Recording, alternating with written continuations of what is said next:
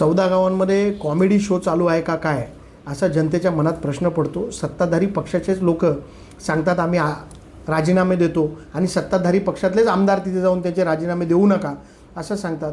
लोकांची दिशाभूल करण्यासाठी एक खोटं आंदोलन केलेलं आहे.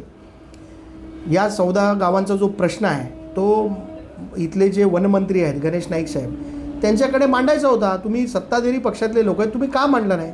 मी विरोधातला पदाधिकारी लोकप्रतिनिधी असून देखील गणेश नाईक साहेब जर मला वेळ देतात तर तुम्हाला का वेळ देणार नाही? आणि जर तुम्हाला वेळ भेटत नसेल तर मी तुम्हाला वेळ घेऊन देतो. आणि या 14 गावातल्या लोकांची दिशाभूल करणं बंद करा. आणि हे जे आज तुम्ही राजीनामा खेळताय हे राजीनामे बंद करा. आणि हे जी 14 गावातली जी ही कमिटी आहे या कमिटीनीच या गावांचं वाटोळं केलेलं आहे. मी मागेही सांगितलं होतं. आणि आज बघा सत्ताधारी पक्षाचे लोक तिथे राजीनामा गेम खेळत आहेत. म्हणून माझं त्यांना एवढीच विनंती आहे की या 14 गावातनं तुम्ही हद्दपार झाल्याशिवाय 14 गावांचा विकास होणार नाही.